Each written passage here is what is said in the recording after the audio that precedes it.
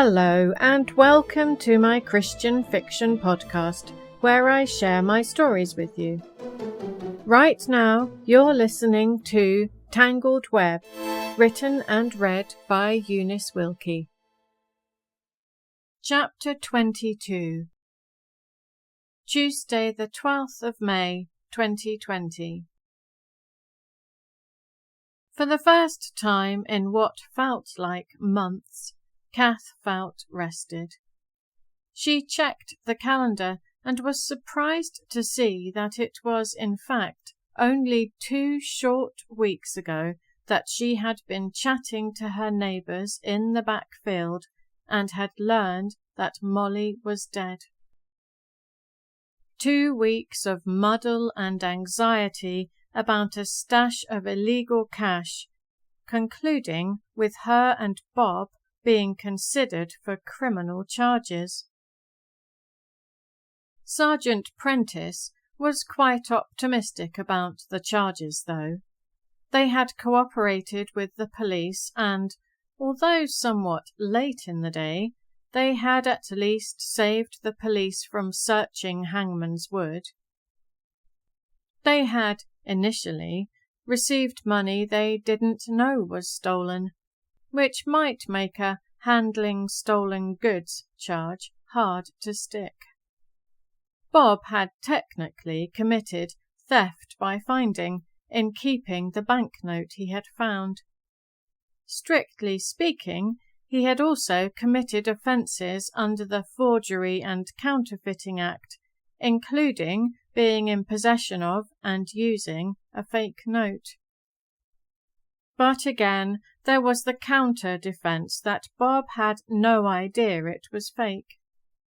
There were other potential charges, such as wasting police time, since they had lied about the money when they knew the police were searching for it. Lying to the police could also be a more minor misdemeanour offence, but all in all, Sergeant Prentice felt their chances of escaping the more serious charges were fairly good. Of course, there was still the matter of local reputation and what people would deduce from the rumours that were certain to circulate. Bob thought they could manage that pretty well too. Once they learned those women probably had affairs with Terry Watsits and stole his money, they'll have better things to talk about, he said. It was nothing to Bob whether this was actually true or the damage such gossip would do. So far as Bob was concerned, those women deserved all that was coming to them. And Kath agreed. People must suffer the consequences for the stupid things they did. That was the kind of ready justice you expected in life. If you got caught, you paid the consequences. If you didn't, was there really anyone else, like God, to whom people were ultimately accountable? Surely not.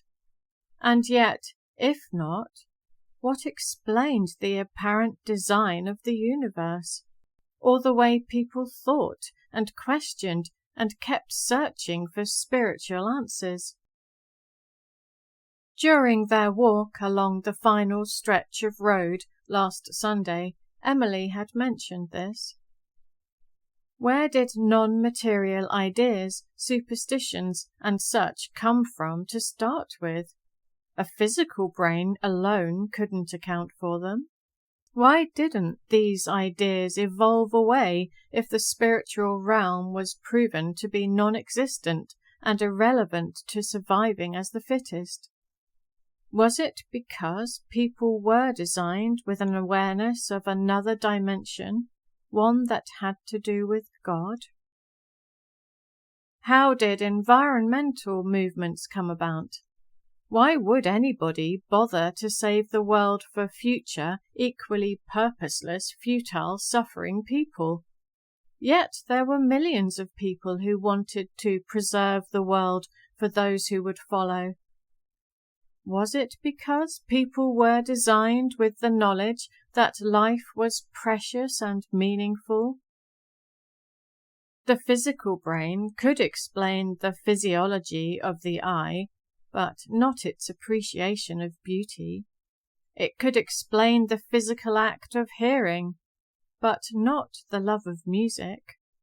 Surely a mind was needed to explain these things. And what about the mind-boggling genius of DNA, more complex than any computer program and absolutely impossible to have evolved?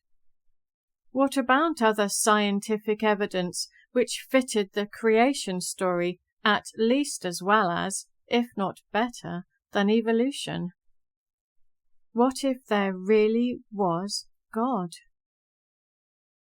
Well, at least the quandary about the money was over. In the end, they had been more victims than perpetrators. If God was real, he would surely take account of that. Amanda told herself that she had been going to call the detective anyway, even without the unnerving police activity next door and in Hangman's Wood. Reluctantly, she reached for an old cake tin hidden behind odds and ends at the back of a kitchen cupboard.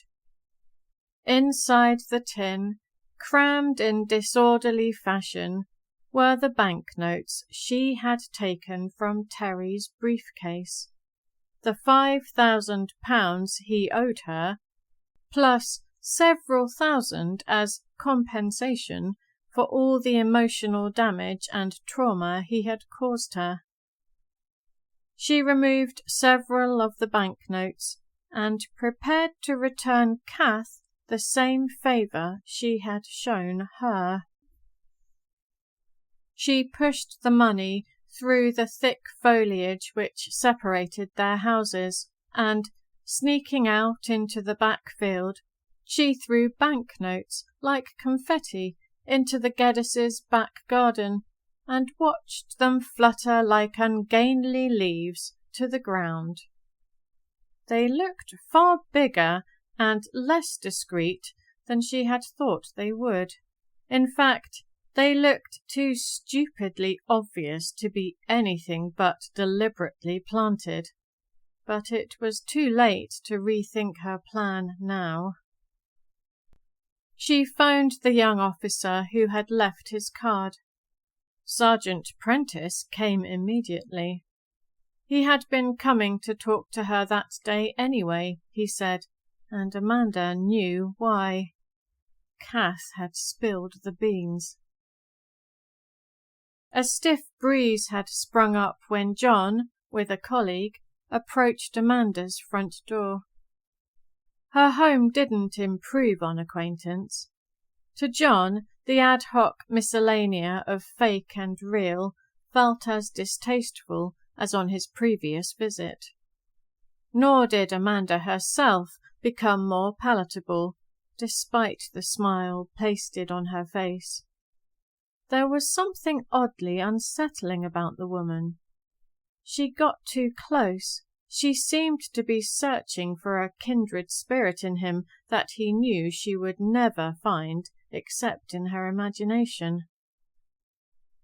Amanda focused exclusively on John, ignoring the female DC who accompanied him.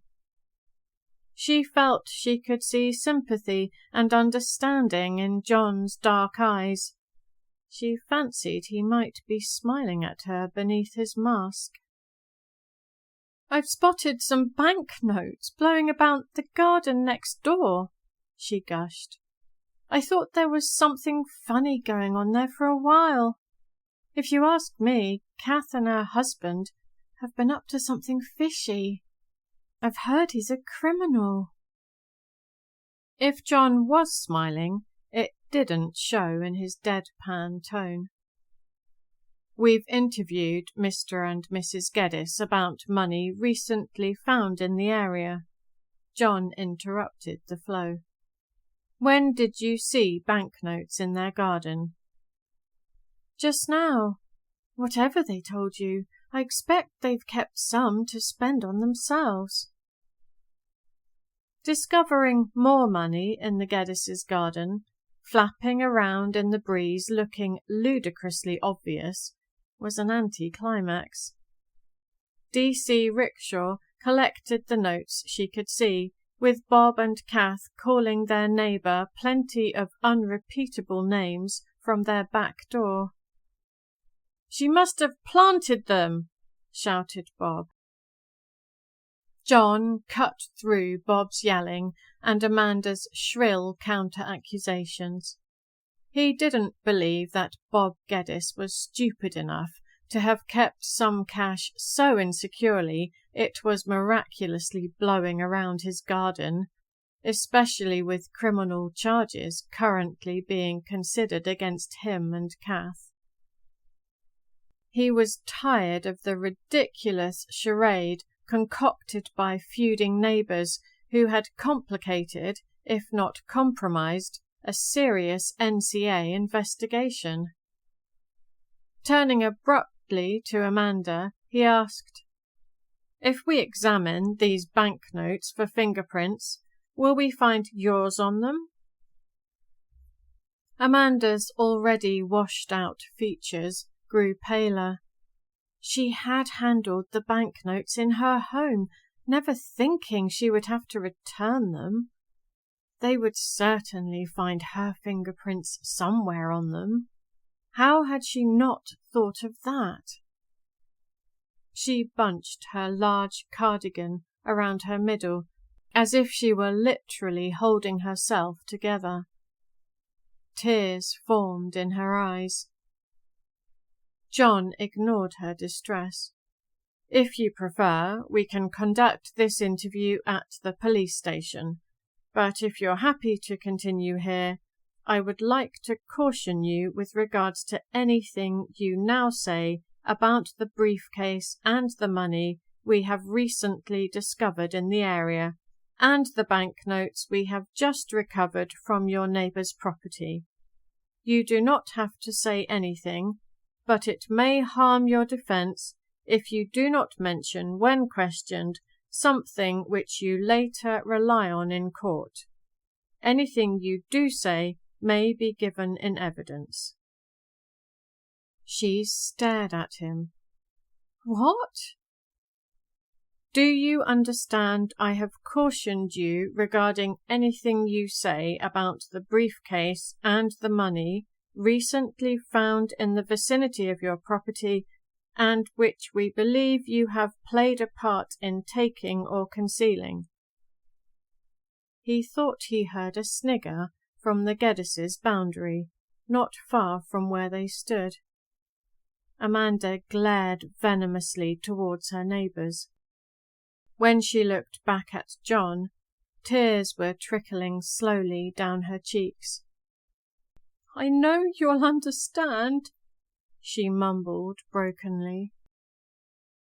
"Are you well enough to continue, Miss Fiennes?" He was glad he had brought D.C. Rickshaw with him. If they were in for hysterics, he'd rather have a witness. Amanda heaved a sob, but she nodded in response to his question, and when she spoke it was with seething anger. "It's Terry's doing." She spat out the name, and the colour surged into her pale face. "It's all his fault." Through persistent questioning, her story emerged from disjointed pieces. Now and again there was movement in the foliage at the Geddes' boundary. John imagined Bob Geddes straining to hear what she was saying. Since they had moved to a greater distance from the boundary for privacy, and were now sat in deck chairs by her woodpile, there was no way Bob could hear, but he wasn't giving up. They established that Terry Vass was Amanda Fiennes' ex-boyfriend. He had used her and then left her, taking with him the £5,000 she had loaned him. Her anger and bitterness were obvious. Now enter Lizette Simmons into the tale. She had come on the scene about the time of Amanda's break-up with Terry. She had been so supportive. It was through Lizette that Amanda had discovered Terry's philandering ways and the fact that he had also been seeing Tanya Fletcher. Amanda thought that Lizette had also had a fling with Terry. How else would she know so much about him? John asked, "What exactly does Lizette know about Terry?" "Oh, just the type of man he was. She really got him, you know." She was attributing knowledge to him again, or more likely filling gaps with, you know, when she had no idea herself. Amanda had begun watching Terry. Lizette watched him too. You know, at Molly's cottage, which they could see from the cover of Todara Forest. "Did you watch him together?" "No, not together. They talked about it together, and Amanda always felt Lizette must have watched Terry, as she seemed to know when Terry was at the cottage." Amanda was enjoying the account now. The tears had dried up. The threat of hysterics had passed.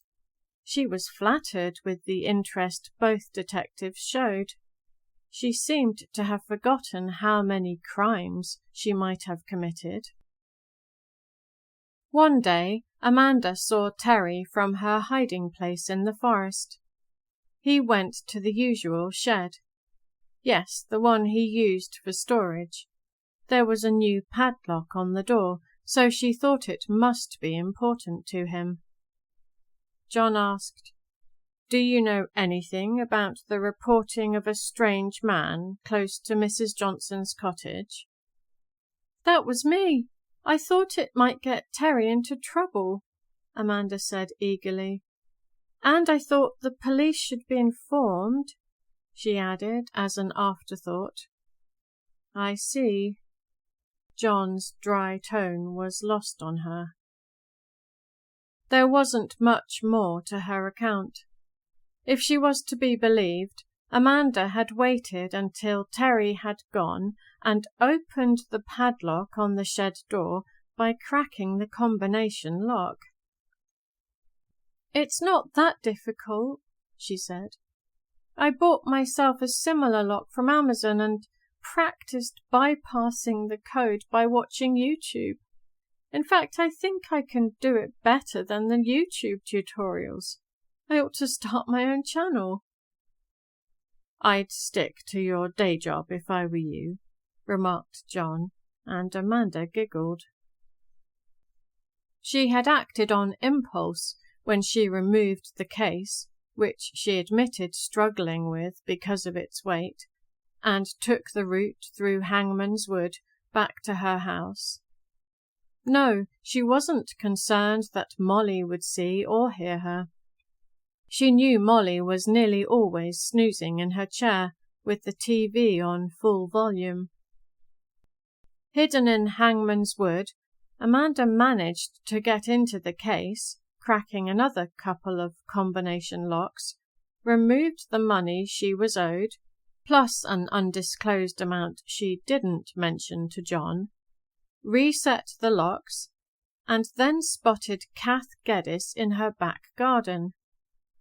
Since she hadn't really got a plan where to keep the case, and since she feared Terry might come after her, she asked Kath to look after it until she could decide what to do.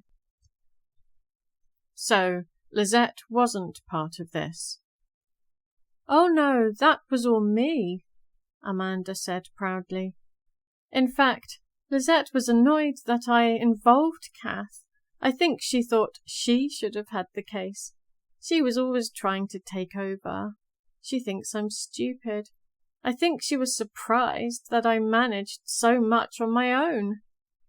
Anyway, I thought that if Terry knew Lizette too, He might go after her when he found his precious money was missing." "So you gave it to your neighbour to hide?" John didn't disguise his incredulity. She shrugged. "As I say, I didn't plan it. I just thought that Terry wasn't likely to think of it being taken by an older couple he didn't even know. It was all done so suddenly, and I never dreamt Molly would die and Kath wouldn't give it back." It was like a far-fetched mystery featuring one or two women obsessed with getting comeuppance on Terry Vass. Yet it fit with the Geddes' account, and they appeared to have zero motive to collude with their now detested neighbour.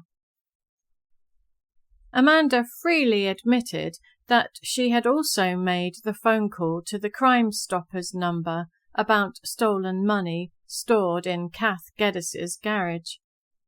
She seemed pleased, not sorry, with this stroke of genius. "Kath messed up our plans," she said. "She wouldn't give it back. I didn't see why they should keep it when it was me and Lizette that Terry might come after." If John felt sorry for anyone in this whole debacle, it was Kath Geddes. They had duped her into helping them, dumped the money on her, and expected her to play along with their whims. Kath admitted she had overheard the women in Hangman's Wood, which explained the odd CCTV footage of her lying down in the forest. John could imagine her feelings on discovering how she had been used. No wonder she didn't return the briefcase. Amanda didn't seem to feel there would be any comeback for her part in using her neighbours, but John wasn't so sure he'd like to live next door to Bob Geddes after doing what she'd done. Apart from possible criminal charges, there would almost certainly be repercussions in the future. As if reading his mind, Amanda asked, "Will I be charged with anything?" What a nightmare for a prosecutor! Any lawyer worth his salt would paint Amanda as Terry Vass's victim, used and abused, and only trying to get from him the money she was owed. The Crown Office wasn't likely to pursue serious charges, but he wasn't going to tell Amanda that yet. Instead, he mentioned the various crimes which could be laid at her door: handling and concealing stolen goods, wasting police time, perpetrating deception on neighbours, arguably for personal gain, which could be criminal fraud, and possibly other offences. "We'll be taking advice regarding charges which could be brought against you," he concluded. He had half expected hysterics, but he was mistaken. She seemed to regard criminal charges as unlikely. She was a victim too, wasn't she? She actually winked at him, as if they shared a secret understanding, as if he was on her side. John got to his feet, bringing the interview to an abrupt end. He had no idea at what point he had earned her approbation. He certainly didn't care for it. He collected the remainder of the £5,000 she had admitted to claiming from the briefcase, and she watched while he put it in a plastic bag, not seeming quite as concerned as he thought she might. "Well, one good thing has come from this," she said, as she rushed to catch up with his quick strides away. "Surprise me," he said sardonically. "You don't think I'm serious," she said playfully. "But I'll tell you, the novel I'm writing The one I told you about before. Well, all this has inspired me." "Really?" He found her attitude rather disgusting. Beneath the mouth curved into that perpetual smile was a malevolence which was all the more startling because it was so well hidden. He had thought her a little unstable, easily duped, perhaps vulnerable, definitely anxious, but not this. "I'll send you a copy of my book when it's finished." She laughed. "You might even find that you star in it."